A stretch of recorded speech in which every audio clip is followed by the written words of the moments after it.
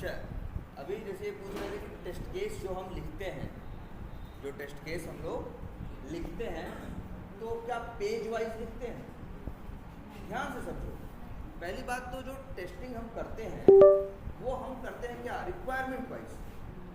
जो हम टेस्टिंग करते हैं वो क्या करते हैं, रिक्वायरमेंट वाइज। देखो ऐसे हम ऐसे नहीं कि एप्लीकेशन में सारे पेज बन गए तो अब हम टेस्ट केस लिखना शुरू कर रहे हैं, ऐसा हम नहीं करते। हम जिस कंपनी में काम कर रहे होते हैं उसमें कुछ रिक्वायरमेंट्स आते हैं। और ये भी बात बता दें तुमको, जैसे ये लगता होगा इस पेज पे 50 चीज़ें दिख रही हैं ना, बोलो ये इस पेज पे 50 चीज़ें, सैकड़ों चीज़ें डेवलप हुई हैं ना, लेकिन ऐसा नहीं हुआ होगा कि एक बार में ही 50 चीज़ें बन गई। पहले क्लाइंट ने बोला होगा कि हमको इस जगह ये चाहिए, वहाँ वो चाहिए, तो एक ही जगह पूरी नहीं बनी। वो कुछ यहाँ ज़रूरत के हिसाब से बना, कुछ यहाँ बना, इनको मिला के एक क्या बनी, फंक्शनैलिटी बनी। बाद में ये हुआ कि उस पेज में हमको ये चीज़ और भी दिखानी है। तो कभी ये मत सोचो कि जो एप्लीकेशन बनता है वो पेज वाइज नहीं बनता, वो फंक्शनैलिटी वाइज बनता है और वो प्रायोरिटी वाइज बनता है कि कौन सी चीज़ उसके लिए कब जरूरी है। जैसे तुम फ्लिपकार्ट के किसी पेज पे जाओ, उस पर बढ़ जाओ, फ्लिपकार्ट के किसी पेज पे जाओ, हो सकता है जब फ्लिपकार्ट का पेज बना था तो बड़ा बेसिक था, क्योंकि पहले उनका बेसिक से ही काम चल रहा था कि भाई प्रोडक्ट के पेज पर सर्च मारो, प्रोडक्ट आते थे। लेकिन उसी पेज के बाद में उन्होंने विश लिस्ट ऐड कर दिया है, उन्होंने ऐड टू कार्ट ऐड कर दिया। तो ये सब सारी चीज़ें क्या होंगी, धीरे धीरे होंगी ना। तो हम इसीलिए जो हम ऑटोमेशन करते हैं या जो डेवलपर डेवलपमेंट करता है या जो हम टेस्ट केस लिखते हैं, हम कैसे करते हैं, फंक्शनैलिटी वाइज। और फंक्शनैलिटी ऐसा नहीं है कोई एक फंक्शनैलिटी एक ही पेज पे खत्म हो जाए। कई तरह से मान लो पेमेंट भी एक फंक्शनैलिटी है कि नहीं। जैसे हम एक साइट बनवा रहे हैं, हम एक क्या कर रहे हैं, ध्यान समझना। मान लो हम एक साइट एक एप्लीकेशन बनवा रहे हैं ई-कॉमर्स, जिसमें हम चाहते हैं बंदा हर तरह से वहाँ उसमें क्या कर सके, पेमेंट कर सके।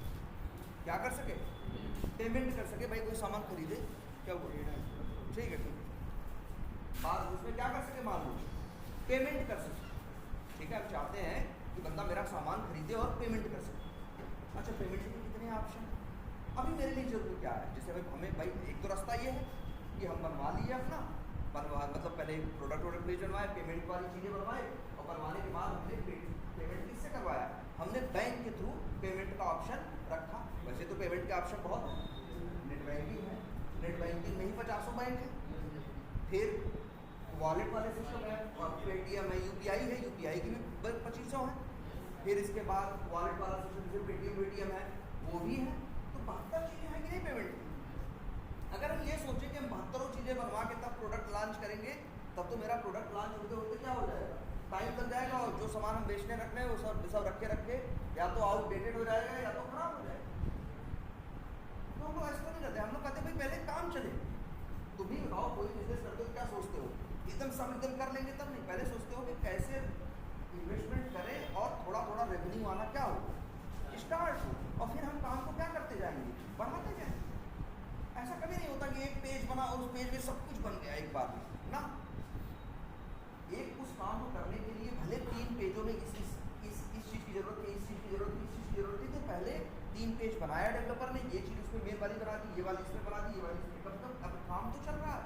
अब धीरे धीरे फिर इसमें कुछ जोड़ेगा, फिर उसमें, तो मतलब मेरा बताने का ये है मतलब कि जो डेवलपमेंट होता है वो भी क्या होता है, फंक्शनैलिटी वाइज होता है, रिक्वायरमेंट वाइज होता है। जो टेस्ट केस लिखा जाता है वो भी कैसे लिखा जाता है, रिक्वायरमेंट वाइज। कभी ये मत सोचने लगना, जैसे हम ये अभी किसी ने हमसे पूछा, अभिषेक ने पूछा कि सर जब हम बीडीडी के टेस्ट केस लिखेंगे तो क्या पेज वाइज लिखेंगे ना, पेज वाइज। अगर पेज वाइज कोई चीज़ करोगे, अगर कोई चीज़ पेज वाइज करोगे तब तो उसमें सिर्फ उसी पेज का जिक्र रहेगा ना। जबकि एक फंक्शनैलिटी पूरी होने के लिए बीच में उसमें कई पेजेस आते हैं कि नहीं आते।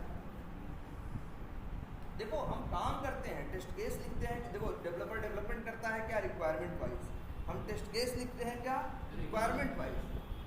ठीक है, हम ऑटोमेशन करते हैं रिक्वायरमेंट वाइज। लेकिन उस ऑटोमेशन करने को फिर हमने सोचना शुरू किया कि जो मेरी रिक्वायरमेंट्स अलग आती हैं कई अलग अलग, उसमें बहुत सी चीज़ें क्या होती हैं, कॉमन होती हैं।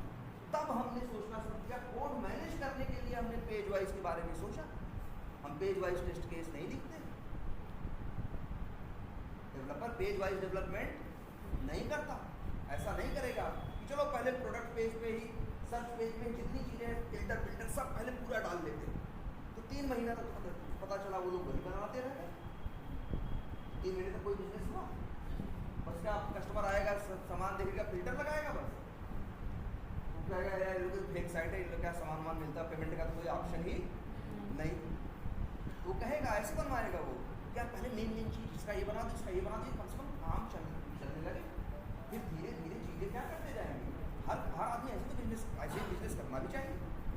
याद रखना, हमारा मेन मोटिव, हम किस भाई देखो कोई पैसा दे रहा है, तुम्हारी कला दिखाने के लिए, खेल दिखाने के लिए पैसा नहीं दे रहा है, वो अपनी उसकी ज़रूरत तुम्हें समझना होगा। तुम्हें कुछ नहीं कहीं सोचना है, ज़्यादा दिमाग नहीं लगाना, तुम्हें ये सोचना है कि इस बिजनेस की ज़रूरत क्या है। इसी बिजनेस रिक्वायरमेंट के हिसाब से डेवलपमेंट होगा, उसी हिसाब से क्या लिखे जाएंगे, टेस्ट केस लिखे जाएंगे, उसी हिसाब से हम ऑटोमेशन की क्या बनाएंगे, स्क्रिप्ट बनाएंगे। लेकिन अब अंदर हमने क्या किया, कोड को मैनेज करने के लिए पेज ऑब्जेक्ट मॉडल या पेज वाइज क्या कर दिया, कंसेप्ट यूज कर दिया।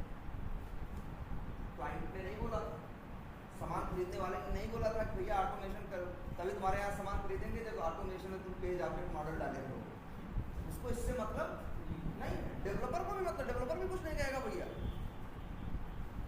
वो तो तुम्हें ऑटोमेशन करना है और तुम्हें उस ऑटोमेशन को मैनेज भी करना है, तुम उसके रिस्पॉन्सिबल हो यार, उसके लिए तुम्हारे ऊपर उसकी क्या है, जिम्मेदारी है। तो उसको सही से नहीं करोगे तो फिर वो जिम्मेदारी कैसे निभा पाओगे। क्यों पेज ऑब्जेक्ट मॉडल लाए, क्योंकि इससे हमें क्या मिल रही थी, यूजबिलिटी मिल रही थी। मेरे लिए मेंटेन करना चीज़ें क्या हो गया था, आसान हो गया था, ढूंढना क्या हो गया था, आसान। तो जो चीज़ें अगर ऐसा हो, क्लाइंट भाई और समय कस्टमर की ज़रूरत के हिसाब से चीज़ें बदलेंगी भी, जुड़ेंगी भी, बहुत कुछ होगा ना। अगर हम ऐसा होने लगे, हम ऑटोमेशन कर दें और कस्टमर ने कुछ चेंज करा दिया और पता चला उस चेंज की वजह से हमको 100 टेस्ट केस क्या करने पड़े, और 100 स्क्रिप्ट में क्या करना पड़े, चेंज करना पड़े।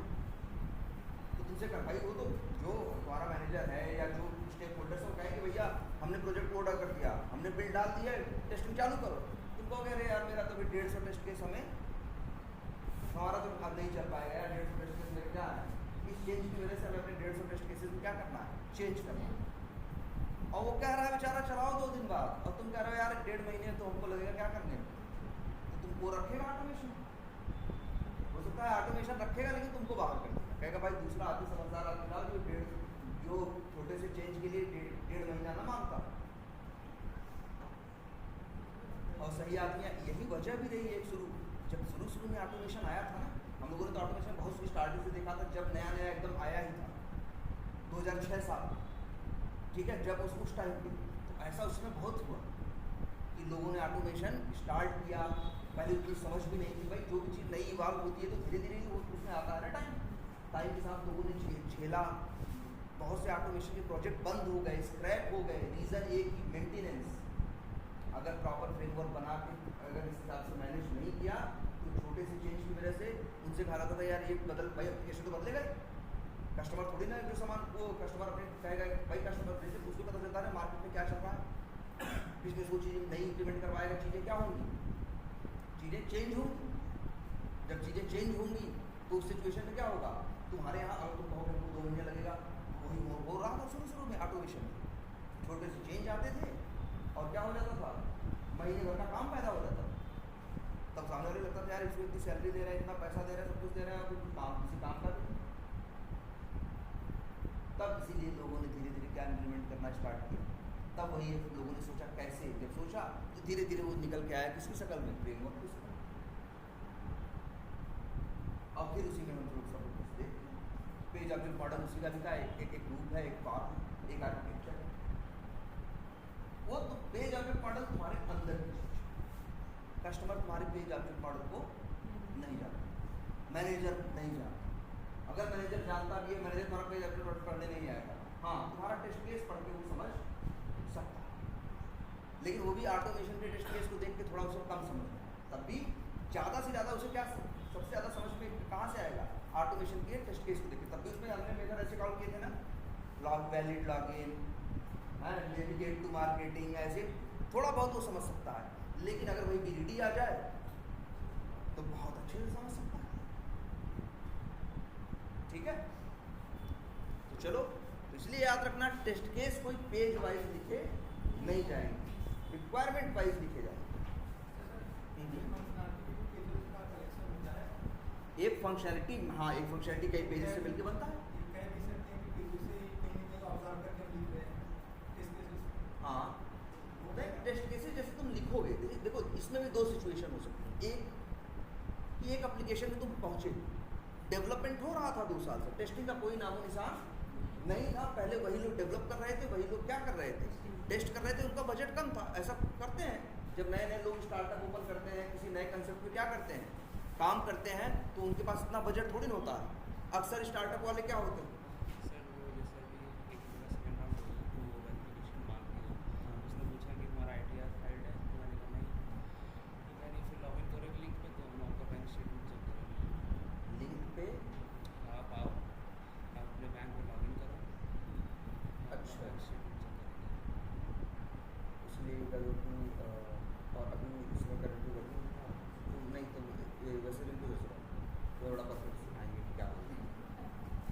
सही बात बताएंगे, वही बोल रहा हूँ, वही ऑप्शन ही है। ठीक है, हाँ क्या बता रहे थे हम,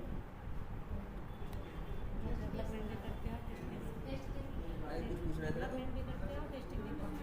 अच्छा हाँ, जैसे एक एप्लीकेशन का जब डेवलपमेंट होता है, ठीक है, ठीक है, एक एप्लीकेशन है, जैसे हाँ जैसे टेस्टिंग कैसे आती है पिक्चर में। कई बार ऐसा होता है कुछ लोग मिलके बना रहे हैं और वही बेचारे डेवलप भी कर रहे हैं और वही चीज़ क्या कर रहे हैं, वही टेस्ट भी कर रहे हैं, तो बहुत से डिफेक्ट छूट भी जाते हैं। लेकिन भाई शुरू में उनका टाइम था, वो लोग ऐसा कर रहे थे, लेकिन धीरे धीरे काम, उनका थोड़ा काम चल निकला, उनके पास कहीं से फंडिंग आई, किसी इन्वेस्टर ने क्या लगाया, पैसे लगाए, तो अब उन लोगों ने क्या किया, भाई अब टीम बढ़ाई, कुछ और डेवलपर हायर किए और कुछ क्या हायर, टेस्टर। जब टेस्टर पहुँचे तो हाँ अभी कोई टेस्ट केस नहीं लिखा था, क्योंकि अभी तो डेवलपर क्या कर रहा था, खुद ही बना के बेचारा, खुद ही टेस्ट करके कैसे ही अपना वो बिजनेस क्या कर रहा था, चला रहा था, स्टार्ट कर रहा था। अब लेकिन उसके पास फंडिंग आ गई कहीं से, तो उस काम को आगे बढ़ा रहा टेस्टर। अब टेस्टर आएगा तो क्या लिखेगा, टेस्ट केस। अब भी टेस्टर जो होगा टेस्ट केस पेज वाइज नहीं लिखेगा, वो पूछेगा, आके बात करेगा, भाई टेस्ट केस लिखने एप्लीकेशन है, भाई 2 साल से एप्लीकेशन बन रहा था, चीज़ें काफ़ी बन गई हैं, लेकिन टेस्ट केस एक भी लिखा नहीं गया है। और वो कह रहा है कि आएंगे टेस्ट केस लिखेंगे तो उसका ये फायदा हो, सारे फायदे समझाएंगे, तो कहा जाएगा हाँ भाई टेस्ट केस लिखो, तो टेस्ट केस कैसे लिखे, वो उससे पूछेगा। अब आप बताओ BA से या उस डेवलपर से या उस आदमी से, ओनर से जो ये बनवा रहा है, आप बताओ आपके लिए मेन चीज़ें क्या, मेन फंक्शनलिटी, ठीक है, तो सारी मेन फंक्शनलिटी उससे लिखवाएगा। वो कहेगा भैया सर्च मेरे लिए बड़ा जरूरी है, पेमेंट मेरे लिए क्या है, बहुत ज़रूरी है, डिलीवरी क्या है, बहुत ज़रूरी है, ऐड टू कार्ट पे होना चाहिए, पेमेंट के टाइम की जो कैलकुलेशन होनी चाहिए, ये सब मेरे लिए क्या है, बहुत ज़रूरी है, प्रोडक्ट का पिक्चर जो आना चाहिए, ये सही आना चाहिए, ये सब वो अपनी बात बताएगा। वो पहले फंक्शनलिटी, उन्हीं फंक्शनलिटी के हिसाब से टेस्ट केस लिखेगा, और एक टेस्ट केस में एक पेज इन्वॉल्व नहीं होगा, कई पेजेस इन्वॉल्व होगा। इसीलिए याद रखो पेज वाइज टेस्ट केस नहीं लिखे जाते। हमको एक बड़ा काम करने के लिए छोटे छोटे कामों से ही तो बड़े काम बनते हैं। पेज ऑब्जेक्ट मॉडल सिर्फ कहता है कि छोटे छोटे कामों को पेज वाइज बांट दोगे, उन छोटे छोटे पीसेस को जरूरत के हिसाब से जोड़ के अपनी चीज़ क्या कर लोगे, बना लो, ठीक है।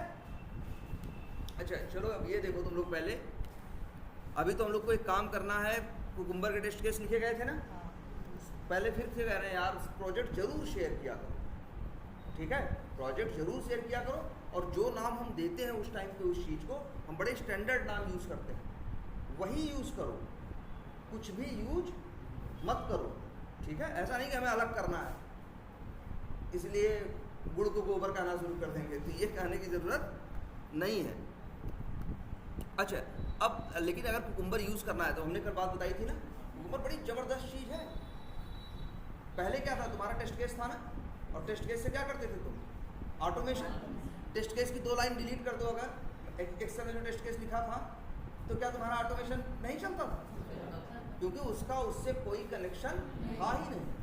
कुकुम्बर यही काम करेगा, तुम्हारे टेस्ट केस को जो प्लेन इंग्लिश में लिखे गए टेस्ट केस को तुम्हारे कोड से क्या कर देगा, कनेक्ट कर देगा या बाइंड कर देगा या बांध देगा।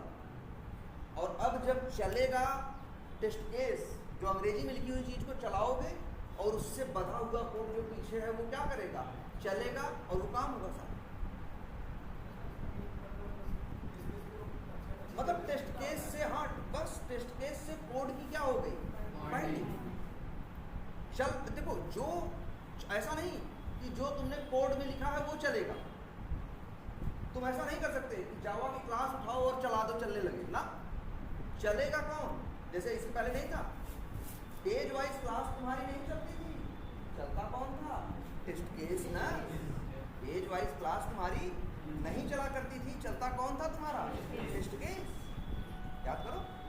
वैसे ही यहाँ भी है कि कोड नहीं, जो इंग्लिश में लिख रहे हो गिवन व्हेन देन में हमने जो दिखाया था है इसमें, यार रख लिया करो भाई। तो ठीक है, चलो जो हम लोग यहाँ गिवन व्हेन देन में प्लेन इंग्लिश में नहीं लिख रहे थे, वही प्लेन इंग्लिश वाली जो चीज़ होगी उसको चलाओगे और वो अंग्रेजी पढ़ेगा, उस अंग्रेजी से बधे हुए कोड को क्या करेगा, चलाएगा।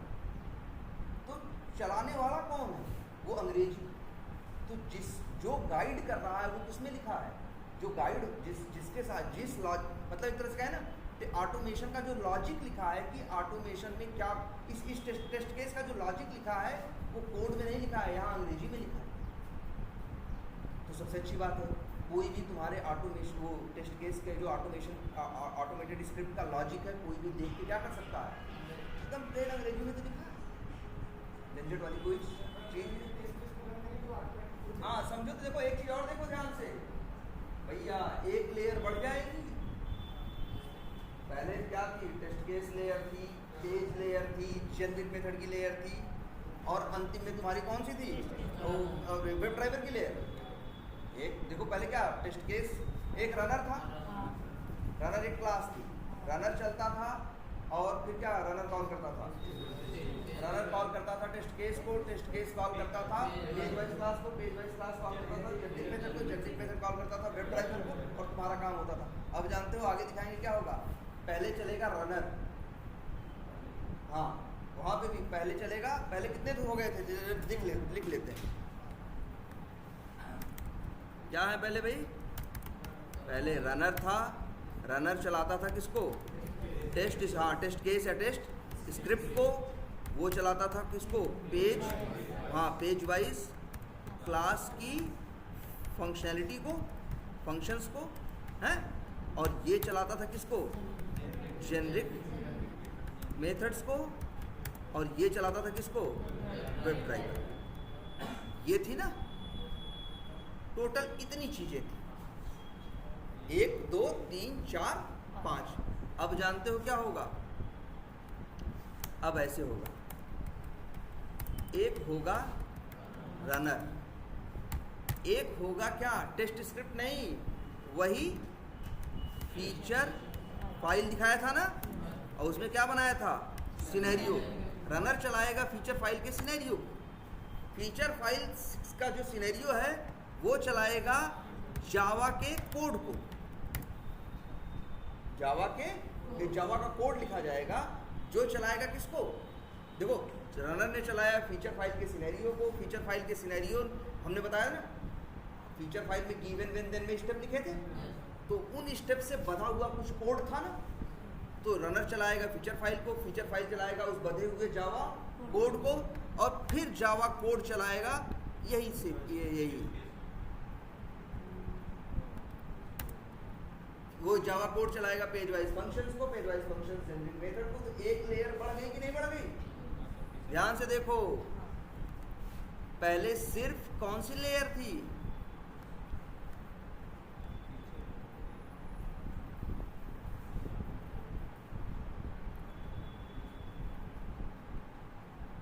पहले सिर्फ कौन लेयर, रनर थी, और फिर क्या थी, टेस्ट स्क्रिप्ट थी।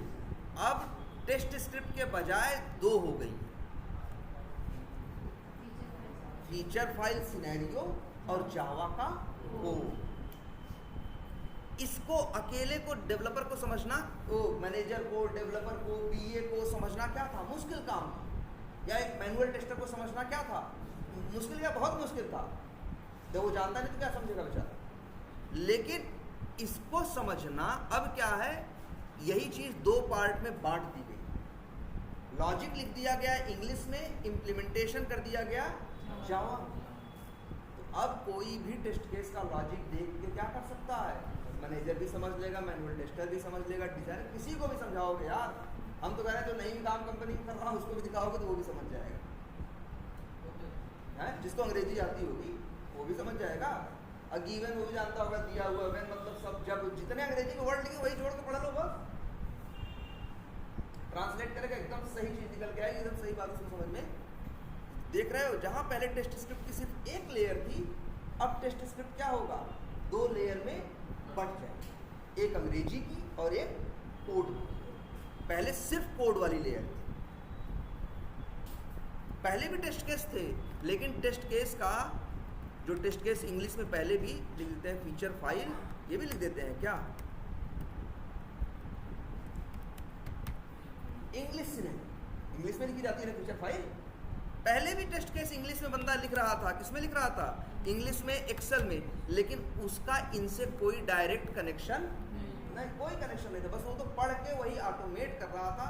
लेकिन इसका कोई, यहाँ कुछ चेंज करते हैं इस टेस्ट एक्सेल फाइल की अंग्रेजी में तो कोई फर्क नहीं पड़ता।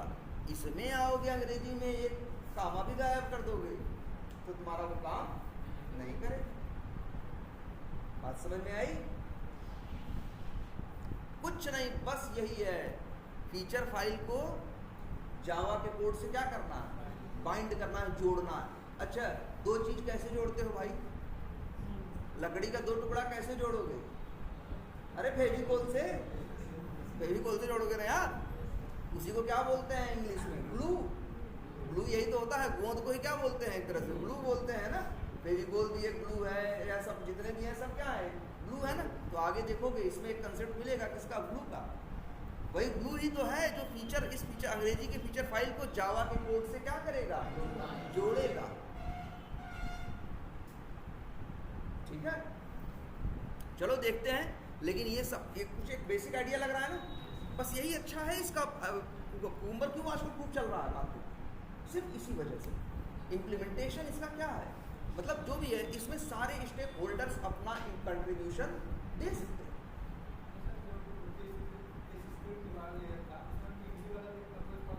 हाँ, ये ऊपर वाली जो लेयर है, ये जहाँ टेस्ट केस लिख रहे हैं और उसको ऑटोमेट करने के लिए कोड लिख रहे हैं, ये टीडीडी। और जो ये नीचे वाला है ये क्या है, बीडीडी। आ जाने के बाद समझना और सब कुछ करना क्या हो जाता है, आसान हो जाता है सब कुछ। क्लियर है ये?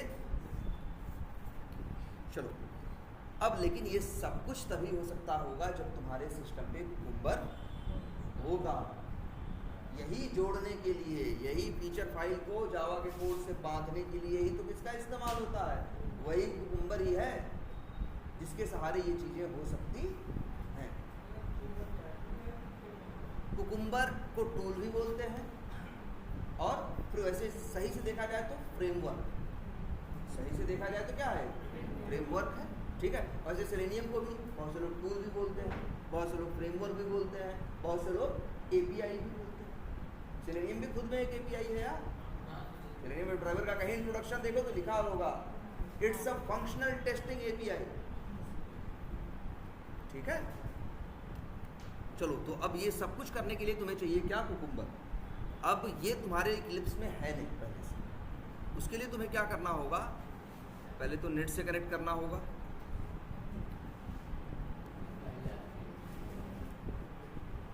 कौन सा चलाएं,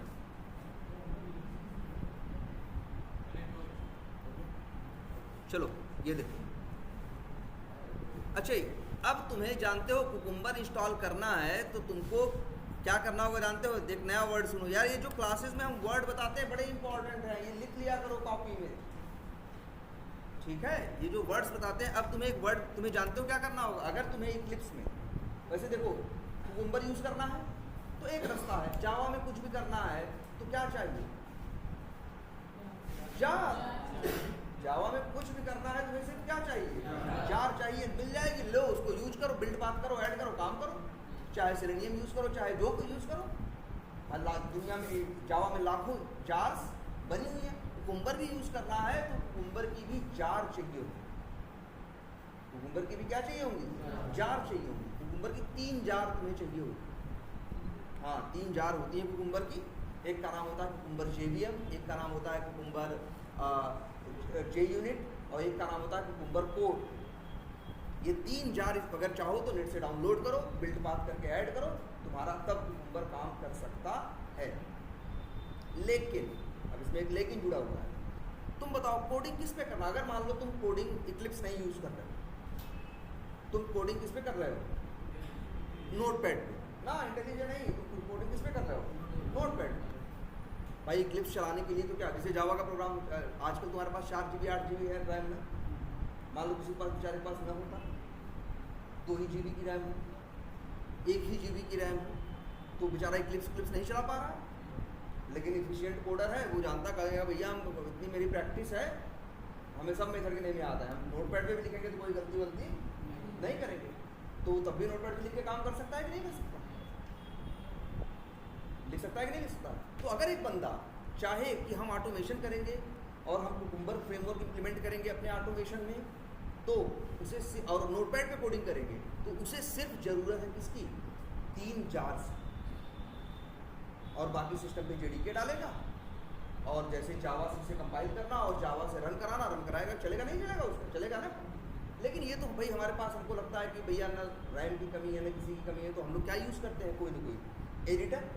इससे हमारी लाइफ क्या हो जाती है? थोड़ी आसान हो जाती है। कोडिंग करना क्या हो जाता है? आसान हो जाता है। गलतियाँ क्या होती हैं?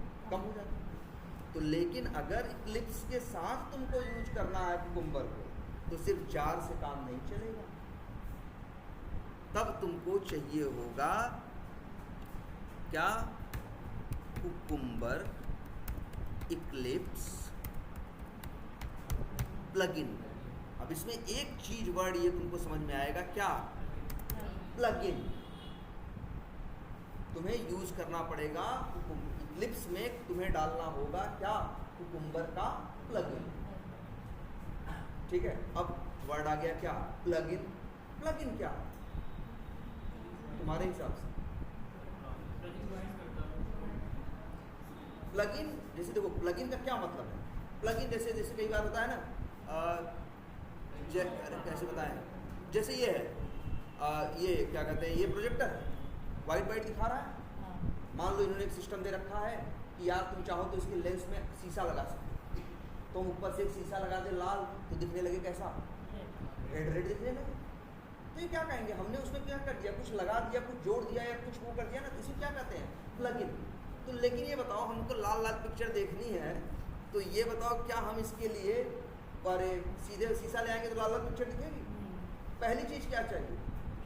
प्रोजेक्टर ना, जिसका प्लगइन लेके आए हो, पहले वो सामान, प्लगइन अकेले नहीं रहता, प्लगइन हमेशा किसी सामान के साथ में काम करता है। प्लगइन वर्ड बड़ा कॉमन मिलेगा आपको भाई। ये आप देख रहे हो अपना क्रोम, बहुत से लोग जानते हो ना, बहुत से लोग टिकट बड़े जल्दी तत्काल का बुक कर लेते हैं, यही क्रोम से। कैसे? वो लोग जानते हो IRCTC का कोई प्लगइन क्या करते हैं? क्रोम में ही डालते हैं। देखो 2-3 वर्ड है, नाम सुन लो इनको। एक वर्ड चलता है क्या? प्लगइन।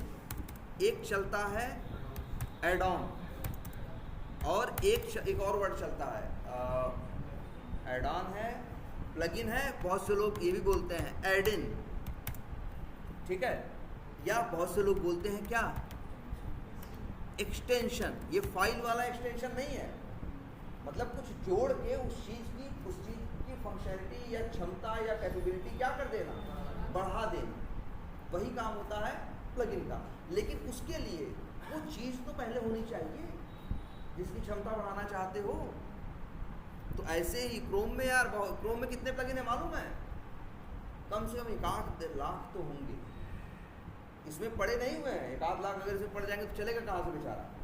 लेकिन जैसे प्ले स्टोर पे कितने ऐप पड़े हैं, लाखों करोड़ों ऐप पड़े हैं ना, वैसे ही इस क्रोम का भी होता है यार। देखो क्रोम में जाना जरा एक चीज जगह, कहीं तुम्हें दिखेगा एक्सटेंशंस, एक है क्या, मैनेज एक्सटेंशन। इस पे क्लिक करोगे तो ये बताएगा तुम्हारे इस क्रोम में कौन कौन से प्लगइन या एक्सटेंशन पड़े हुए हैं। लेकिन ये बताओ, एक्सटेंशन डालने के लिए बिना क्रोम इंस्टॉल किए क्रोम का एक्सटेंशन इंस्टॉल कर लोगे, प्लगइन डाल लोगे? नहीं, पहले होना चाहिए। तो मैनेज एक्सटेंशन क्लिक करो, तुमको दिखाई देगा यार, ऐसा नहीं कि एक भी ना हो, एक है इनके पास, जिसका नाम क्या है, गूगल डॉक्स ऑफलाइन।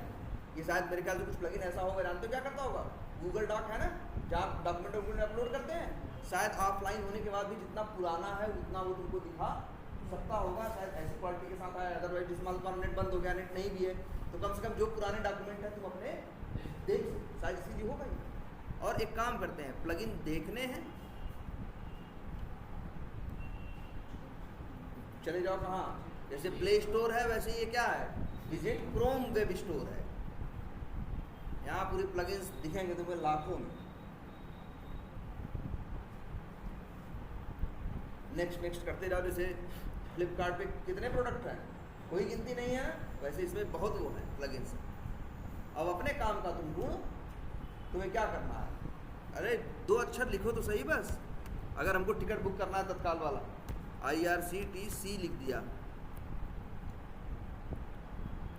देख रहे हो, एक प्लगइन IRCTC तत्काल नाम का भी है, कोई एक तत्काल प्लस भी है भाई, एक तत्काल टिकट है, एक IRCTC बुकिंग है, एक तत्काल हेल्पर है। ऐसे बहुत से लोगों ने अपने अपने प्लगइन, अलग अलग कंपनियों ने प्लगइन बना के रखे हुए हैं, वो वेब स्टोर पे उन्होंने डाला हुआ है। तुम यहाँ से चाहो तो डाल सकते हो, जैसे डाल दें, लिख दो IRCTC तत्काल, आ जाओ, ये है तुम्हारा सी तत्काल ऑटोमेशन टूल, क्लिक करो। और एक ऑप्शन आ रहा है क्या, अच्छा ये प्लगइन देखो, यहाँ पे डाउनलोड या इंस्टॉल का ऑप्शन नहीं आ रहा भाई। क्रोम ब्राउजर में खोले हो और क्रोम का ही प्लगइन क्या करना है, इंस्टॉल करना है, तो ऐड टू क्रोम करोगे, अपने आप ही क्या हो जाएगा, देखो ऐड एक्सटेंशन कर दो, हो गया। और यहाँ दिखाई भी देगा प्लगइन भाई, अभी चेकिंग कर रहा है, तो डाउनलोड किया होगा, डाउनलोड करने के बाद अंदर ही अंदर क्या कर देगा, इंस्टॉल कर लेगा। और इसके बाद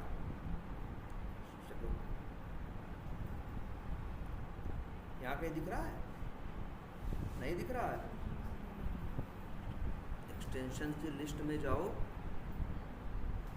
दिख रहा है कि नहीं दिख रहा है यार, यहाँ कहीं यहाँ दिखना भी चाहिए, सॉरी, यहाँ यही एक्सटेंशन का साइन है, ये वाला, ये दिख रहा है ना, इसे क्लिक करो, आ गया कि नहीं। ऐसे तो लोग तत्काल का टिकट बुक करते हैं, पहले फॉर्म भर लेते हैं। एक नॉर्मल आदमी क्या करता है, 3 बजे जब खुलता है तब बेचारा भरना, नाम, एज है, सबका नाम, बच्चों का नाम भरना चालू करता है, तब तक सारा तत्काल का टिकट क्या हो जाता है। ये प्लगइन इसीलिए कुछ कंपनियों ने बना दिया था कि तुम पहले से ही सब भर के रखे रहो, और जैसे ही 9 बजे या 10 बजे जब टिकट का टाइम खुलता है, तुम क्लिक करना और फट से सब काम होगा। उन लोग का टिकट जल्दी बुक होने का चांस क्या होता है, ज़्यादा। तो ये क्या है, प्लगइन। सेलेनियम जब खुद भी आया था पहली बार ना, सेलेनियम नाम, तो सेलेनियम ID आया था 2004 में, और वो भी एक प्लगइन की तरह आया था, अलग से नहीं इंस्टॉल होता था। प्लगइन की एक प्लगइन, देखो जो सॉफ्टवेयर होता है वो ऑपरेटिंग सिस्टम के ऊपर इंस्टॉल होता है, और जो प्लगइन होता है वो ऑपरेटिंग सिस्टम पे जो सॉफ्टवेयर इंस्टॉल है उस सॉफ्टवेयर के ऊपर इंस्टॉल होता है। क्लियर है ये बात। तो प्लगइन, तो ये भी याद रखना, प्लगइन भी एक वर्ड है, और तुमको इक्लिप्स में भी जैसे, अच्छा इक्लिप्स है ना, किसमें काम कर रहा है, जावा में ना, और मेरा मन कर रहा है मान लो पाइथन पे कोड करने का, तो एक रास्ता ये है कि हम पाइथन का एक, जैसे जावा का एडिटर इक्लिप्स है, पाइथन का एडिटर भी बहुत है, जैसे पाइचार्म में हम जाए 250 MB का वो डाउनलोड करें और यूज़ करें, और फिर नए एडिटर को थोड़ा समझें। भाई कोई भी नई चीज़ रहेगी, थोड़ा समझने में क्या लगेगा, समय लगेगा ना, कौन सा ऑप्शन कहाँ मिलता है, कहाँ नहीं मिलता। लेकिन हम चाहें इसी इक्लिप्स में जाएं और ढूंढें इक्लिप्स का एक प्लगइन है पाइथन का, और वही डाल दें, तो यही इक्लिप्स जावा भी चलाने लगेगा और पाइथन भी चलाने। लेकिन अपने आप नहीं, उसके लिए उसका प्लगइन अलग से डालना पड़ेगा। जैसे कुकुम्बर इस्तेमाल करना चाहते हो, अगर इक्लिप्स के साथ कुकुम्बर इस्तेमाल करना चाहते हो, इक्लिप्स के सहारे चलाना चाहते हो, तो तुम्हें जार के अलावा इक्लिप्स का कुकुम्बर के लिए बना हुआ एक प्लगइन होगा, वो इंस्टॉल करना होगा। और वो उसके लिए तुम्हें नेट की ज़रूरत होगी और वो ढूंढना होगा। कहाँ ढूंढोगे? याद रखना, हेल्प में जाओगे और मिलेगा इक्लिप्स मार्केट प्लेस। नाम क्या है इसका? Eclipse market place. यहाँ पहुँचोगे, ये बिना नेट के नहीं चलेगा।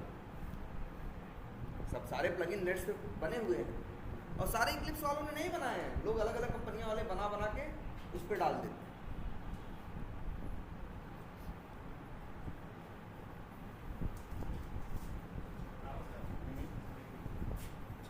हाँ, वैसे भी ये थोड़ा सा टाइम है, और जब यह खुल जाए तो कोई लोग यहाँ पे टाइप कर देना कुकुम्बर, टाइप कर देना।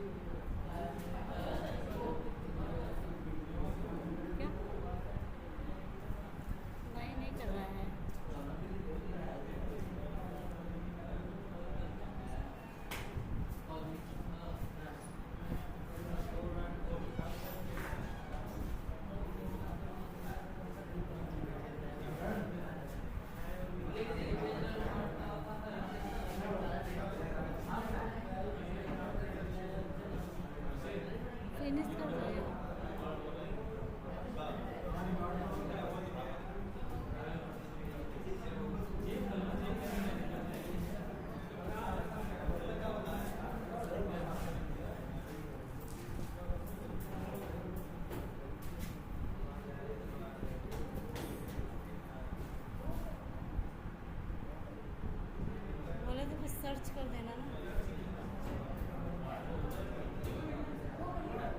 क्या कर दूँ?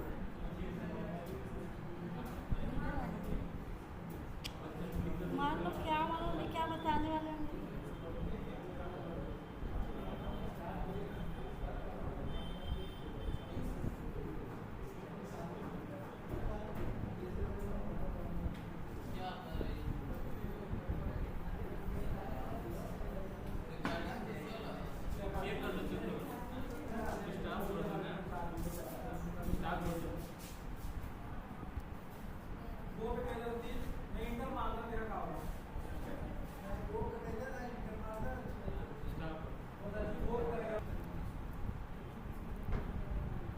यहाँ पे क्या डालो?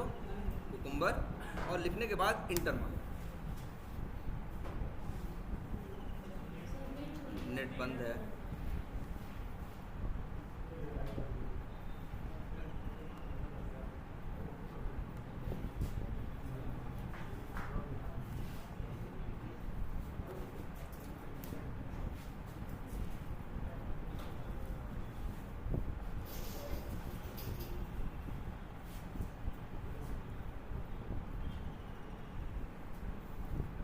और यहाँ पे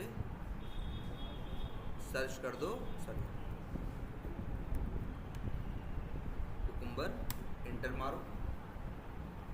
अभी सर्च करके ले आया, आ गया ना कुकुम्बर इक्लिप्स प्लगइन। यही प्लगइन अब तुमको इंस्टॉल करना। देखो इंस्टॉल, अगर इंस्टॉल होता तो आता इंस्टॉल्ड, इंस्टॉल नहीं है इसलिए आ रहा है ऑप्शन। इंस्टॉल बटन पे क्या करो, क्लिक करो, इट विल टेक, मतलब थोड़ा सा टाइम लेगा। अब ये नेट से डाउनलोड करेगा, नेट से क्या करेगा, डाउनलोड करेगा। अब देखो आई एक्सेप्ट, किसी किसी जिसका नेट स्लो चलेगा थोड़ा सा टाइम लेगा। फिर कोई भी सॉफ्टवेयर इंस्टॉल करते हो तो एक्सेप्ट करते हो ना टर्म एंड कंडीशन या उनका जो लाइसेंस के एग्रीमेंट होता है।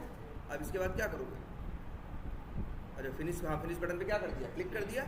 अभी चल, अब हो रहा है, अभी हुआ नहीं है। देखो यहाँ नीचे लिखा हुआ होगा इंस्टॉलिंग सॉफ्टवेयर 49%। अगर प्रोग्रेस देखना चाहते हो तो डबल क्लिक करो यहाँ पे, तुम्हें उसकी पूरी प्रोग्रेस देखो दिख रहा होगा। अलग अलग नाम बदल रहे होंगे और उनकी साइज लिखी होगी। कई छोटी छोटी चीज़ों को ये क्या कर रहा है, हाँ डाउनलोड कर रहा है, ऐड कर रहा है उसी में, और कुछ देर में इंस्टॉल कर लेगा। इंस्टॉल करने के बाद तुमसे बोलेगा इक्लिप्स को क्या करो, रीस्टार्ट करो।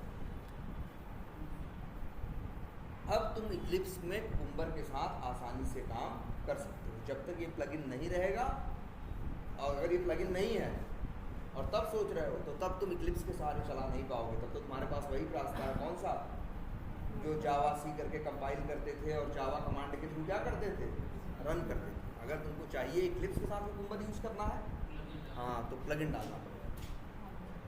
आ गया ना, ये अनअसाइंड है, इसे क्या करो, चेक करो। और इसके बाद अगर ऑलवेज ट्रस्ट ऑल कंटेंट करोगे, जैसे देखो क्या है बता रहा है कि चल जाने दो इसको। अभी क्या करो, ट्रस्ट सेलेक्टेड। अब इसके बाद थोड़ा सा टाइम और ले, चलो सभी मान जाएंगे। जाओ जो मांग रही हो, अच्छा वो डॉक्यूमेंट, हाँ तो वो कह रही है कि 6 महीने का डॉक्यूमेंट सेंड कर दो, बैंक स्टेटमेंट का, हाँ और लास्ट। हाँ, और ये भी बोल दो कि अभी हम सिस्टम पे नहीं बैठे। हाँ तो कह रही कि आप शाम तक सेंड कर हाँ शाम तक, या फिर बोल देना शाम को कुछ इमरजेंसी आ गई, एक आध दिन टाल सकते हो आराम, ठीक है।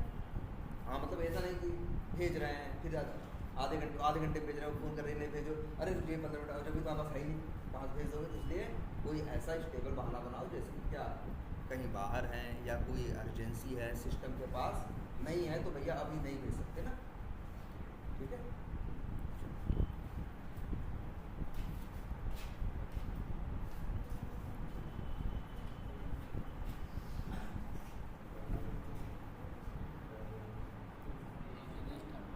रीस्टार्ट,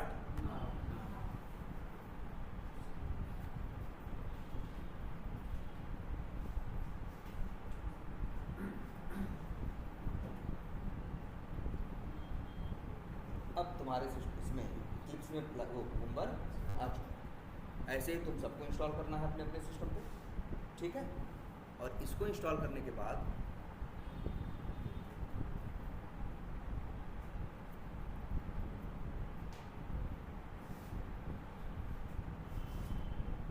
अच्छा, अब फिर क्या चाहिए, अब तो 3 जार चाहिए, या तो नहीं, अब कुकुम्बर यूज़ करना है तो 3 क्या चाहिए, जार चाहिए। अब वो जो 3 जार हैं नेट से क्या करोगे, डाउनलोड करोगे, और फिर जैसे बिल्ड बात करके सेलेनियम की डाले थे वैसे इसको भी क्या करोगे, डालोगे। लेकिन अब तो ये तुम्हारे साथ कई बार होता होगा ना, जब सेलेनियम के नए वर्जन आते होंगे तो तुम्हें कभी कभी ऐसा करना पड़ता है कि पुराना जार क्या करते हो, डिलीट करते हो, नया डाउनलोड करते हो, और इसके बाद उसको बिल्ड बात करके नए वाले को क्या करते हो, ऐड करते हो कि नहीं करते हो।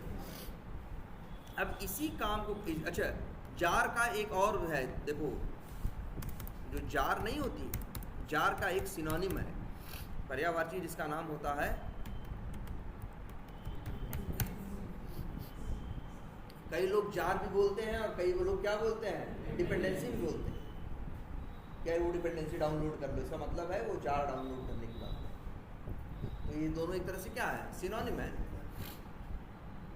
तो तुम्हें जार या डिपेंडेंसी अपनी मैनेज करनी पड़ती है ना, समय के हिसाब से उन्हें क्या करना होता है, बदलना होता है। तो ये बदलने का काम तो बड़ा हेक्टिक होता है, मतलब पुराना हटाओ, नेट खोलो, जाओ नया डाउनलोड करो, ये करो वो करो, सारा काम है कि नहीं है। ये सारा काम अब इन लोगों ने, जावा वालों ने, जावा कह रहे हैं, अरे अपाचे वालों ने इसके लिए एक टूल बनाया जिसका नाम रखा क्या, मैप। क्या बनाया, एक मैवन नाम का टूल बनाया। टूल क्या है? मैवन है। मैवन वैसे भी यूज होता है। मैवन को अगर इक्लिप्स के साथ यूज करना है तो जैसे कुकुम्बर के साथ यूज करना था, कुकुम्बर का प्लगइन चाहिए था ना, मैवन के अगर इक्लिप्स के साथ यूज करना है मैवन को तो क्या करना है? प्लगइन चाहिए। तुम्हें चाहिए क्या? मैवन का प्लगइन। तब ये एक ऐसा सॉफ्टवेयर जानते हो क्या करेगा? बड़ा जादू जैसा है। तो इसको चलने के लिए थोड़ा नेट चाहिए होगा, लेकिन और तुम्हें जार डाउनलोड नहीं करना, ढूंढना नहीं है कहाँ जा रहा है कहाँ नहीं जा रहा है। बस जार एक फाइल है, वहाँ पे जाके चेंज कर दो कि अब जैसे मान लो पहले तुम्हारे पे सिस्टम पे था सेलेनियम का 4.7, अब चल रहा है 4.12, तुमको 4.12 चाहिए तो बस एक जगह जाके लिखोगे 4.12, सेव। जैसे ही सेव करोगे ना तो जाके चेक करेगा तुम्हारे सिस्टम पे कि क्या 4.12 उसके पास है कि नहीं है। अगर नहीं होगा तो जाएगा तुरंत अपने आप ही नेट से डाउनलोड करके ले आकर रख देगा और तुम्हारे प्रोजेक्ट के बिल्ड पाथ में ऐड कर देगा। तो बढ़िया हो गया ना। पहले तुम ये सारा ड्रामा खुद कर रहे थे, अब ये करने की ज़रूरत नहीं है। उसके लिए ज़रूरत पड़ेगी किसकी? मैवन नाम की। प्लगइन अलग चीज़ है भाई। डिपेंडेंसी बोलते हैं किसको? जार को। डिपेंडेंसी बोलते हैं क्या? जार को। प्लगइन तो है कुछ एक्स्ट्रा फीचर ले आने के लिए। प्लगइन ना भी रहे तो भी काम होता है। अगर तुम्हारे पास इक्लिप्स ना रहे या इक्लिप्स का कोई प्लगइन ना रहे, कुकुम्बर का प्लगइन ना रहे तो क्या कुकुम्बर नहीं काम करेगा? करेगा। नोटपैड पे चला लो ना। लेकिन डिपेंडेंसी कुकुम्बर की जार ही गायब कर देता। वो एकदम डिपेंडेंसी, इसलिए बोलते हैं भैया इनके बिना इनका काम नहीं चल सकता। तभी तो उसको बोलते हैं क्या? डिपेंडेंसी। जार डिपेंडेंसी होती है, प्लगइन डिपेंडेंसी नहीं होता। तो भाई ये बड़ा अच्छा टूल नहीं है। देखेगा तुम्हारे सिस्टम पे होगा, फालतू तुम्हारा नहीं खाएगा। तुम्हारे सिस्टम पे होगा तो नहीं करेगा, और नहीं होगा तो डाउनलोड करके ले आके रख लेगा और खुद ही बिल्ड पाथ करके जोड़ भी देगा और चलाओ। बढ़िया है कि नहीं है? तो लेकिन ये काम करने के लिए भी, मैवन यूज करने के लिए भी, इक्लिप्स में अगर यूज करना चाहते हो तो इसका भी क्या चाहिए? प्लगइन। लेकिन संजोग से ये अच्छा है कि इक्लिप्स के अंदर अब आजकल 3-4 साल से जो इक्लिप्स आते हैं, मैवन का प्लगइन उसमें पहले से बड़ा रहता है। हम लोग जब 4-6 साल पहले यूज किया करते थे तब नहीं पड़ा रहा करता था। तब हम लोग जानते क्या करते थे? तब हम लोग जैसे कुकुम्बर नहीं इंस्टॉल किए वैसे ही तब हम लोग मैवन का प्लगइन इंस्टॉल करते थे।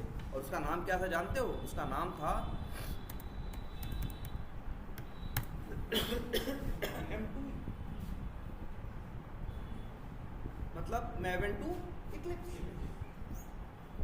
ये हम लोग यूज करते हैं, लेकिन अब करने की जरूरत नहीं क्योंकि अब तो लगा हुआ ही आ रहा है। मैवन इतना ज़्यादा यूज होता है, इतना ज़्यादा यूज होता है कि इक्लिप्स वाले अपने साथ लगा के ही देने लगे। भाई जो चीज़ ज़्यादा यूज होने लगे किसी सामान के साथ तो क्या कहेगा? जब हर आदमी को यार ये चाहिए तो उसको लगा के दे दो ना। ठीक है, अब लगा हुआ आता है पिछले 3-4 साल से। जो भी तुम्हारे तुम सबके पास जो इक्लिप्स है उसमें मैवन का प्लगइन पहले से पड़ा। ठीक है, इतनी बात समझ में आई? तो चलो वही मैवन यूज करेंगे। जानते हैं कुकुम्बर की जार, सेलेनियम की जार, कोई भी जार चाहिए हो, आगे और बहुत जार की जरूरत पड़ेगी। कोई भी जार तुमको नेट से जाके डाउनलोड करने की जरूरत नहीं पड़ेगी। सब एक फाइल तुमको मिलेगी, उसी फाइल में जाके जिसका नाम लिखोगे, जो वर्जन लिखोगे, तुरंत आ जाएगा। फिर कहोगे नहीं ये चाहिए, वो लेके चला आएगा। फिर लगेगा कि नहीं हमें नए वाले पे नहीं, हमें तो पुराने वाले के साथ काम करना है। कुछ नहीं करना है, एक जगह जाके बस टाइप करना है 4 अक्षर लिख दिए तो ये वाला आ गया, 2-4 अक्षर लिख दिए तो वो वाला आ गया। तो आसान हो जाएगी लाइफ में। और लेकिन ये सब कुछ करने के लिए लेकिन ये जो तुम बनाए हो, तुम प्रोजेक्ट बनाए हो ना यार, अपने प्रोजेक्ट पे ध्यान से देखो, जे लिखा रहता है क्योंकि ये जावा प्रोजेक्ट है। अगर तुमको मैवन की एक क्वालिटी चाहिए कि सब जार वार अपने आप आ जाए, ज़्यादा ड्रामा हमें ना करना पड़े, चेंज करना हो तो भी बड़े आसानी से हो जाए, तो उसके लिए तुम्हारे पास एक ही ऑप्शन है कि अब तुम जावा प्रोजेक्ट नहीं बनाओगे। आज से फाइल में जाओगे, प्रोजेक्ट में जाओगे, और यहाँ देखो ऑप्शन आ भी रहा है, इनके में तो सामने ही आ रहा है, सामने नहीं है, ऐसे आएगा तो देखना। मैं आज अब तो सब में दिखाई देगा, यहाँ मैवन नाम का सब दिखाई देगा। जब हम लोग पहले यूज़ करते थे 6-7 साल पहले, तब नहीं आता था। तब आता था जब हम लोग प्लगइन अलग से इंस्टॉल करते थे। अब अपने आप आता है। यहाँ मैवन पे जाओगे और यहाँ मैवन मॉड्यूल और क्या क्या है, तुमको क्या यूज़ करना है, मैवन प्रोजेक्ट। और क्या करना है, नया प्रोजेक्ट बना रहे हैं। यहाँ एक चेक बॉक्स दिखाई दे रहा है, create a simple project, skip arc type selection.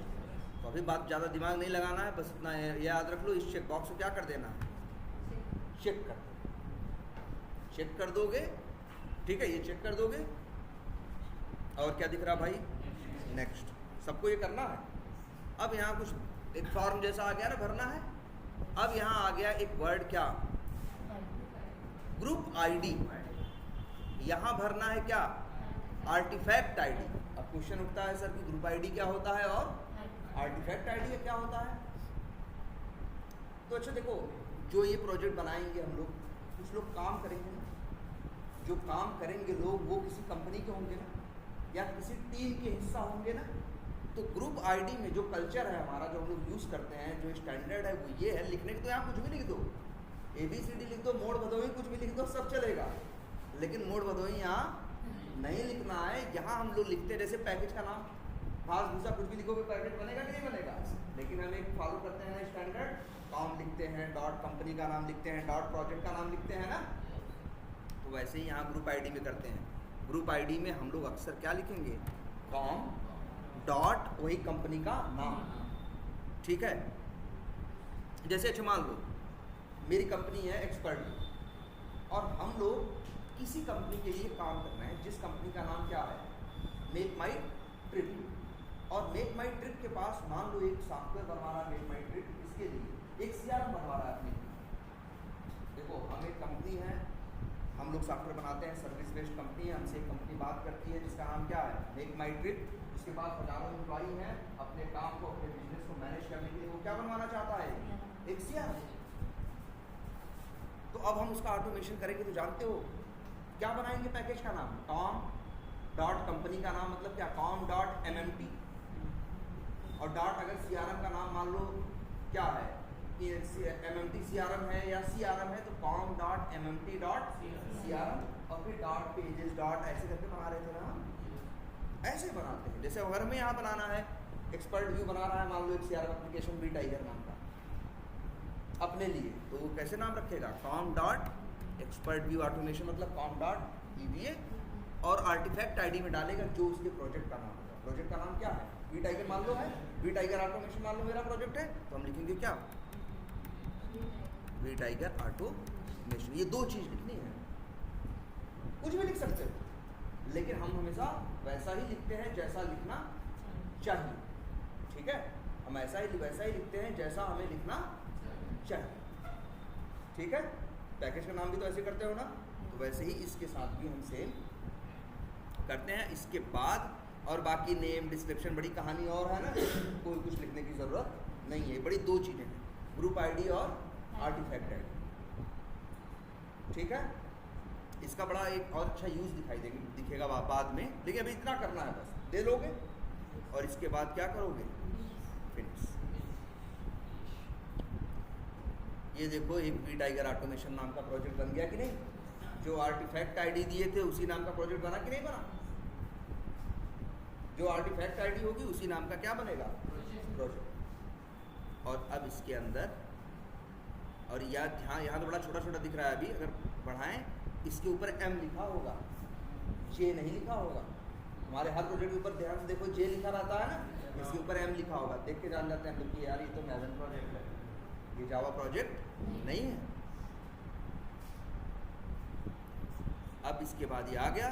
अच्छा पहले क्या मिलता था इसके अंदर भाई, SRC ना जावा प्रोजेक्ट में, लेकिन यहाँ कुछ अलग कहानी दिख रही है ना। SRC main java, SRC main resources, SRC test java, SRC test resources. अच्छा फिर JRE सिस्टम लाइब्रेरी, यार JRE तो सब में लगा रहता है, चलो ये तो हो गया। और SRC टारगेट जो भी है उसको छोड़ो, ये देखो POM.xml ये POM का फुल फॉर्म वो पेज ऑब्जेक्ट मॉडल नहीं है, इसका नाम है प्रोजेक्ट ऑब्जेक्ट मॉडल। इन लोगों ने जिस कंसेप्ट के साथ इस टूल को डेवलप किया उसमें एक प्रोजेक्ट को वो लोग एक ऑब्जेक्ट की तरह ट्रीट करते हैं, इसीलिए इन्होंने क्या इसको कहा, यह फॉलो कर रहे हैं प्रोजेक्ट ऑब्जेक्ट मॉडल, ठीक है। और इसीलिए इसका नाम क्या रखा फाइल का, POM.xml। जब भी एक मैवन प्रोजेक्ट बनाओगे तो ये फाइल तुमको बनी हुई दिखाई देगी। समझ में आ रही बात? अच्छा यहाँ कुछ लिखा हुआ है ना, कुछ जान पहचान वाला दिख रहा है? अरे यार ग्रुप आईडी देखो वही लिखी है ना जो दिए थे, और आर्टिफैक्ट आईडी वही दिए उन्होंने जो लिखे थे। और जरा इसको पहचानो तो सही, ये कुछ HTML के जैसे नहीं लग रही है?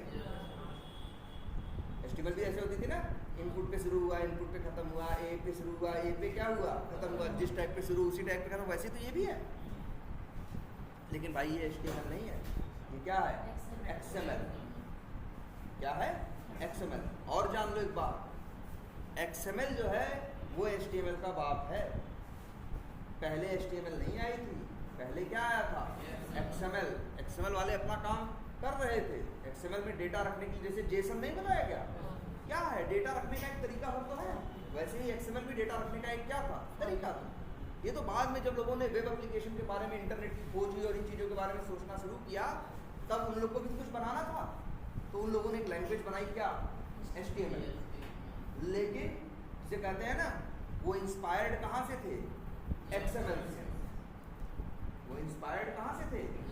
XML से। जिसे कहते हैं ना, उन्हें प्रेरणा कहाँ से मिली थी? XML से। देखो इसीलिए HTML XML जैसी होती है, दोनों के एक ही रूल है, जिस टैग पे शुरू होगा उसी टैग पे खत्म। ठीक है। अच्छा ये बताओ, जार चाहिए ना यार? कौन कौन सी जार चाहिए? 4 जार चाहिए अभी फिलहाल हमें। कौन चाहिए? तो सेलेनियम। ये नए प्रोजेक्ट में 4 बार किया, बिल्ड बात किया, कुछ नहीं किया ना, हर बार नए प्रोजेक्ट में करते आए हो ना। अब देखो हमें चाहिए ना सेलेनियम की जार, हमें कुछ नहीं करना है। अब एक यहीं लिख भी दे रहे हैं, ये मत भूलना है, एक साइट है MVN repository .com।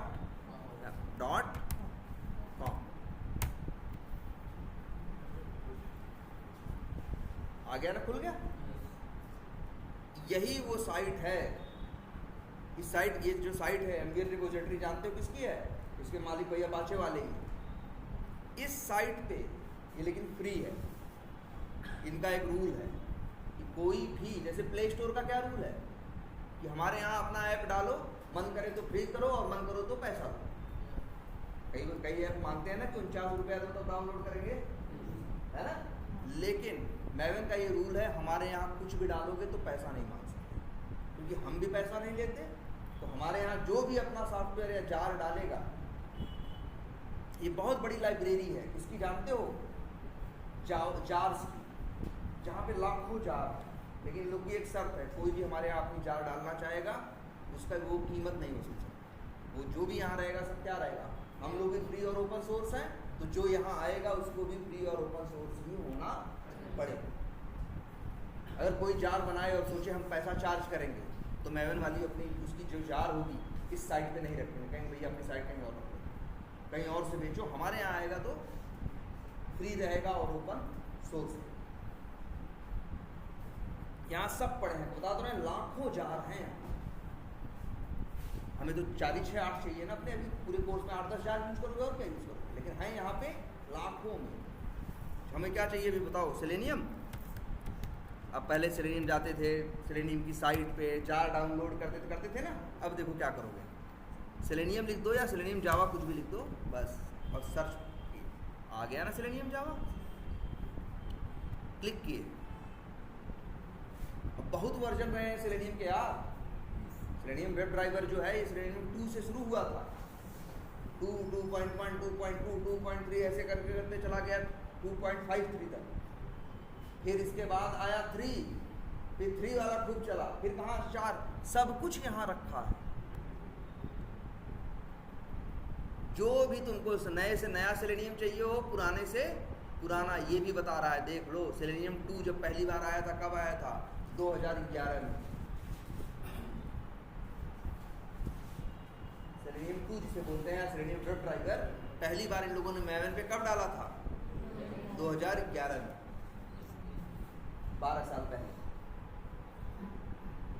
और सबसे लेटेस्ट कौन सा है? सबसे ऊपर कौन सा चल रहा है? 4.12.1। लो, ये तो कल ही डाला है क्या? परसों। क्योंकि परसों किसी बैच में बता रहे थे ये वहाँ सिग्मा में, तो वहाँ उन लोगों में ये वाला नहीं आ रहा था। वहाँ क्या आ रहा था? 4.12.0 तक था। और इसके पहले वाला कब आया था?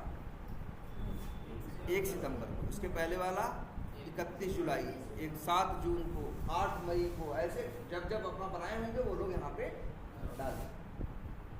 अब लो आ जाओ, कौन सा यूज करें? सबसे नया। तो बस इस पे क्या करो? क्लिक करो। क्लिक कर दिए? आ जाओ अंदर। अब यही है, यही चीज चाहिए तुमको। न दिखाई दे तुमको यहाँ ऐसा कुछ लिखा हुआ, तो मैवन पे क्या करना? क्लिक करना, ये दिखेगा। जानते हो क्या करना है तुम्हें? ये बनाए हो ना प्रोजेक्ट, ये pure.xml। यहाँ आके तुम्हें एक चीज़ लिखनी है, एक टैग बनाना है। उस टैग का नाम रखना है डिपेंडेंसी, नहीं सीजर, डिपेंडेंसीज। मतलब जैसे जहाँ कई डिपेंडेंसी रख सकते हो, और यहाँ पे डिपेंडेंसी तुमको डाउनलोड करके रखनी है। डाउनलोड क्या, सॉरी, बस यही कोड उठा के कॉपी करना है और क्या कर देना है? पेस्ट कर देना। हम सेव नहीं कर रहे हैं। जैसे ही सेव करेंगे, जानते हो क्या करेगा? तुरंत डाउनलोड करना क्या कर देगा? स्टार्ट कर देगा। और पहली बार मैंने यूज़ कर रहा हूँ ना, इसलिए थोड़ा सा ज़्यादा डेटा लेगा, क्योंकि पहली चीज़ें अपनी सारी सेटअप करेगा। और क्या चाहिए भाई बताओ? नहीं, हो गया सेलेनियम जावा में सब हो गया। अलग अलग कुछ जार वार अलग से नहीं चाहिए, बस एक ले लिया, काम खत्म। कुकुम्बर चाहिए ना, तो तुम्हें चाहिए पहले हमने 3 बताए। एक तो चाहिए होगा कुकुम्बर JVM, वैसे कुकुम्बर डालो आ जाएगा। आ तो गया यार, 2 आ रहे हैं अब नहीं। J यूनिट है, अच्छा कुकुम्बर JVM, J यूनिट 4 ये भी। लेकिन ध्यान दो जरा, info.cubes और io.cucumber, तो ये जो कुकुम्बर नया जब आया था 10-12 साल पहले जावा के साथ, तब वो ये वाला था info.cubes।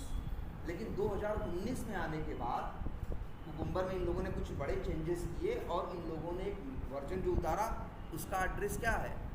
io.cucumber। तुमको कौन सा, आप तो 2019 वाला यूज़ करो, क्या करोगे 2014 वाला यूज़ करके? तो तुम्हें क्या चाहिए? IO वाला, ये ध्यान रखना। तो बस इसे क्या करो? क्लिक करो। लेटेस्ट वर्जन कौन है? 7.13.0। और इसको भी क्या करो? कॉपी करो और यहीं ले आके क्या करो? पेस्ट करो। याद रखना कहाँ होना चाहिए?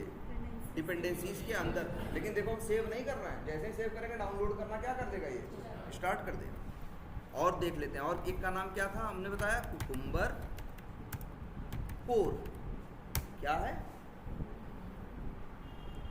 अब 2 आ रहे हैं ना, info.cubes भी दिखाई देगा और io.cucumber भी। तो कौन सा यूज करना है तुम्हें?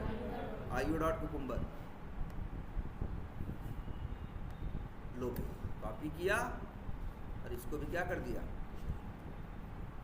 पेस्ट कर दिया। अब और आ जाओ,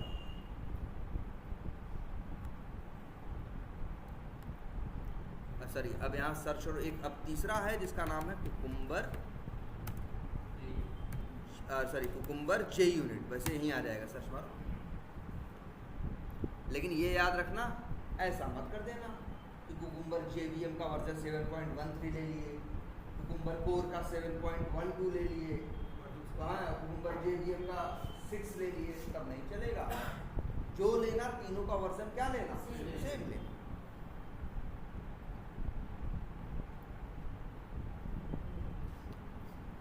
अरे लो अर्जुन भाई, किसका? 1 मिनट अर्जुन, तुम्हारा अपना ही नेट बताओ यार, उसी से कनेक्ट करो, क्योंकि अब इस पे डाउनलोड होगा। तुम्हारे से कनेक्टेड है? हो गया? चलो अच्छा, ये देखो कुकुम्बर कुकुम्बर जे यूनिट चाहिए, लेकिन ना ये वाला नहीं चाहिए। कौन सा चाहिए? IO डॉट कुकुम्बर चाहिए। 7.13 इसका भी है ना। अगर कभी मान लो उसका लेटेस्ट है, उसमें उसका नहीं है, तो भैया एक पिछला ही करना, लेकिन तीनों का वर्जन मैच करना चाहिए। वैसे तीनों का हमेशा लगभग क्या रहता है?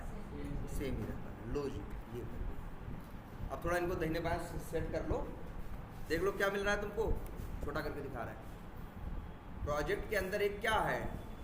डिपेंडेंसीज। ये देखो प्रोजेक्ट के अंदर है, और डिपेंडेंसीज के अंदर है ढेर सारी क्या? डिपेंडेंसी। यार इनको कुछ करने का तरीका होगा। कंट्रोल, अब सही हो गया ना। अब इसको एक काम करते हैं, सेव कर दें। अब जैसे ही सेव करोगे नीचे शुरू हो गया क्या? बिल्डिंग हो गया ना।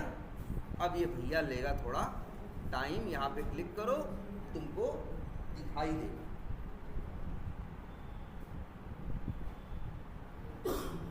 अब टाइम लेगा। अब सारी जार क्या हो रही है तुम्हारी? धीरे धीरे चारों जार डाउनलोड होंगी, जितने MB की सब होंगी। 200-250 MB क्या लेगा? नेट लेगा, डाउनलोड करके रख देगा। देख रहे हो, हम डाउनलोड करने की साइट पे गए, बस हमको वो कॉपी चाहिए। अच्छा मान लो यहाँ कौन सा वर्जन है सेलेनियम का? 4.12.1। हमको लगता है नहीं यार 4.12.0 यूज करना, तो यहीं 1 लिख देंगे क्या? 0 और सेव करेंगे।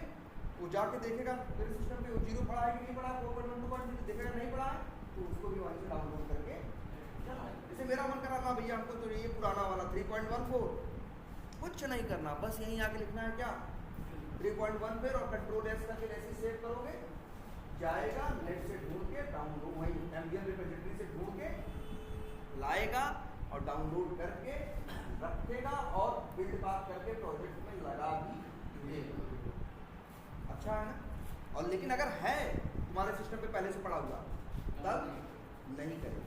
लेकिन एक सवाल उठता है अपना, हम कह रहे हैं ना, जाके देखेगा तुम्हारे सिस्टम पे है तो नहीं डाउनलोड करेगा, नहीं है तो डाउनलोड करेगा। तो मेरा सिस्टम चेक करेगा तभी तो पता चलेगा डाउनलोड मेरे सिस्टम पे है कि नहीं है। भैया मेरा सिस्टम तो बड़ा हो सकता है ना। अगर 4 GB की मेरी क्या है, 4000 GB की मेरी क्या है हार्ड डिस्क, वो हार्ड डिस्क है 4000 GB की मेरी क्या है हार्ड डिस्क है, उसमें कहीं पड़ा है कि नहीं पड़ा है, ढूंढेगा तो ये बुरा नहीं जाएगा है। टाइम आधा घंटा ढूंढेगा कि नहीं, तब क्या काम करेगा ये। इसीलिए मनमानी में तो ढूंढता है, ये जानते हो। और ये भी सोचो, हम कह रहे हैं ना ये जार डाउनलोड करके रखेगा, अरे कहाँ रखेगा? तो देखो ध्यान से, ये एक फोल्डर स्ट्रक्चर, ये पूछते भी है इंटरव्यू में कि मैवन डिपेंडेंसी या जार को डाउनलोड करने के बाद रखता कहाँ है? तुम्हारे प्रोजेक्ट में नहीं रखता, तुम्हें जाना होगा C ड्राइव में। कहाँ है? इस PC दिख रहा है, ये C ड्राइव में जाओ, तुमको यूजर्स नाम का एक फोल्डर दिखेगा, और उसके अंदर तुम्हारा जो भी यूजर नेम है, जैसे लेनोवो है, इसके अंदर एक फोल्डर दिखाई देगा .m2। सारी जार यही आती हैं जो हम कह रहे थे ना, ढूंढता है नहीं होता है तो डाउनलोड करता है, होता है तो नहीं करता। तो कहाँ ढूंढता है? पूरा सिस्टम नहीं ढूंढता, बस इसी .m2 फोल्डर के अंदर। और ये पहले नहीं बना था, ये तो जो हम वहाँ लिख के कंट्रोल S कर दिए, डाउनलोड करना चालू किया तो खुद ही उसने बनाया और उसी के अंदर अब डाउनलोड करके रखे। देखो अंदर दिखेगा सब, कोई हर कोई दिखेगा भाई। लो दिख रहा है कि नहीं दिख रहा है कोई? ये लो काम में जाओ जरा, परिचित कोई है ना? दिख रहा है परिचित? ORG कहीं आया कि नहीं अभी? हाँ नहीं आया। ORG से देखो, ये देखो तुम्हारे जान पहचान वाला दिखा कि नहीं तुमको? सेलेनियम। अंदर जाओ, अंदर जाओ, ये सेलेनियम क्रोम ड्राइवर ये सब तुम्हारे ही तो जानने वाले हैं। अंदर जाके देखो, यहाँ कई वर्जन है भाई, इन्होंने अपने सिस्टम पे पहले डाला हुआ था। और अभी कौन सा कर रहा है वो? 4.12.1। अंदर जाके देखो, दिखाई देगा जार, बड़ी जार होंगी इसमें। तो याद रखना, और इसको जो जानते हो क्या बोलते हैं, क्या लिखा था यहाँ पे? .m2 फोल्डर के अंदर क्या है? रिपोजिटरी। इसी के अंदर डाउनलोड करता है और इसी के अंदर ढूंढता है, और इसे क्या बोलते हैं मालूम है? Local repository. कोई पूछेगा मैवन जार कहाँ डाउनलोड करता है, मैवन कहाँ ढूंढता है वो है या नहीं है, तो कहोगे लोकल रिपोजिटरी के अंदर। तो पूछेगा भैया लोकल रिपोजिटरी होती कहाँ है? डॉट और यूजर नेम और उसके अंदर .m2 फोल्डर के अंदर। अच्छा, कहाँ से लेके आ रहा है सबको? mvn-repository.com। लेकिन हमको उसका URL कहीं देने की जरूरत नहीं है। मेवन वालों का ही मेवन सॉफ्टवेयर है, मेवन वालों का ही ये साइट है, तो उनका सॉफ्टवेयर जानता है कि कहाँ से लेके आना है। कहाँ से लेके आना है? mvn-repository.org और सर ये .com से ना, इसको बोलते हैं सेंट्रल रिपोजिटरी।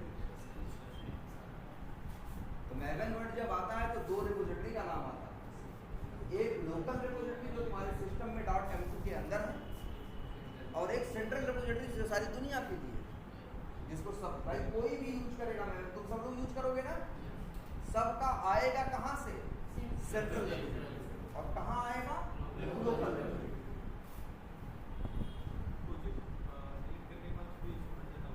बिल्कुल नहीं ना, अगर प्रोजेक्ट से क्या लेना है? प्रोजेक्ट अगर डिलीट भी कर दिया अपना, ये रहेगा, क्योंकि हो सकता है यार। देखो सबसे अच्छी बात देखो, पहले क्या करते थे बताओ?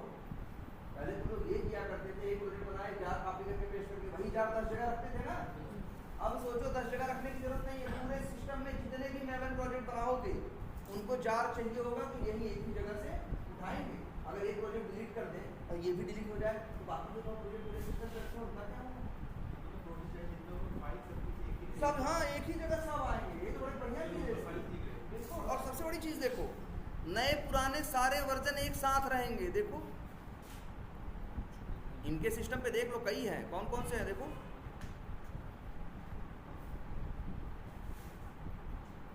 फोर 4.1 2.1 तो अभी हमने किया है, पहले इन्होंने 4.11.0। अगर ये कहें कि हमको 4.11.0 पे चलाना अपने प्रोजेक्ट को, तो जानते हो क्या करेंगे? यहाँ पे आके बस लिख देंगे 4.11.0। और ये तो पहले से है ना, इसको डाउनलोड नहीं करेगा,